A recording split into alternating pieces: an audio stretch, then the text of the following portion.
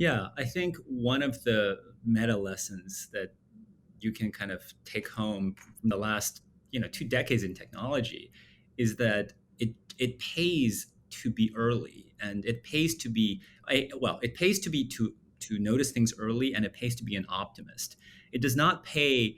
I mean, actually, being a follower is not bad. Like, you could have bought Facebook at the IPO and you still would have done very well. So, like, but still, to many people at the time, that was a controversial decision. It's so obvious in hindsight, like, oh yeah, Facebook is like a blue chip tech stock and it trades at a low multiple.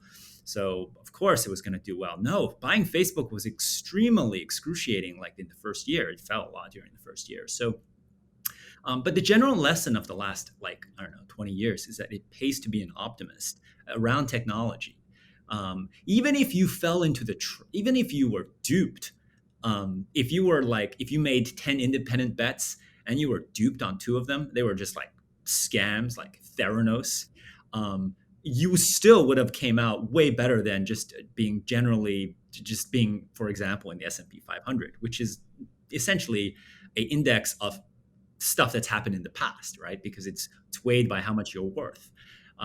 So being early, like, for example, Bitcoin, the crypto kind of market goes through booms and bust cycles, and you might have heard of it in 2013. You might have heard of it in 2017. You might have heard in 2020. These are like kind of natural cycles in which they did well.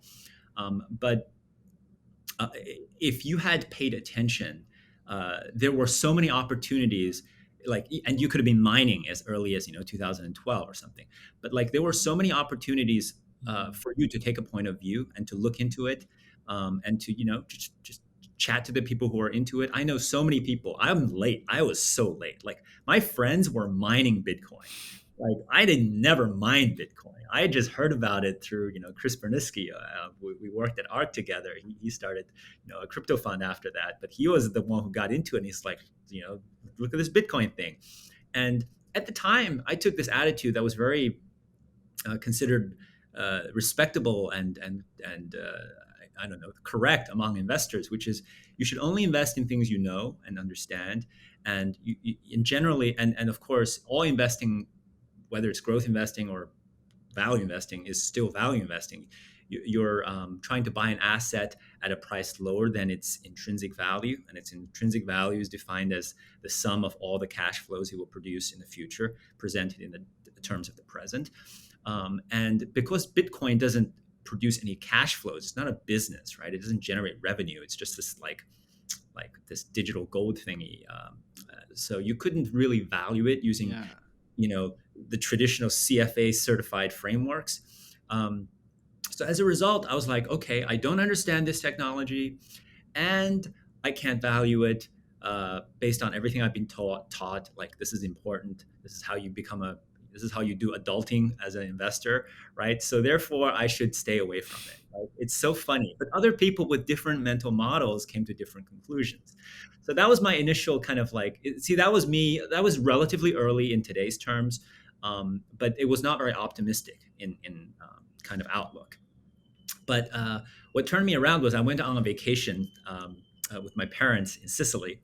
I remember distinctively. I was just, thank God for Twitter and just broad cellular coverage. Even in the hills of Sicily, I had great reception. So I was just scrolling Twitter on the bus from Palermo to Catania, and it was beautiful mountains. Anyone who definitely check out Sicily. But I remember seeing some tweet to the effect of, things are complex. The world is a very, very chaotic place. You can't have all the information at your disposal. Don't don't have too high of an opinion of your own opinion and judgment. It was actually much more succinct than that, but basically it was to encourage you to be a bit more open-minded and not think that investing can be boiled down to this methodical process and of information analysis. And it just kind of turned me around, and I just basically instantly thought, you know what, you don't have to understand something fully before you invest. It's okay to not understand. um, taking the view of it's okay to not fully understand really liberated me. And by the time I got off the bus, I decided I was going to buy Bitcoin. That was the moment. That was the bus journey that paid for itself. That was in 2016.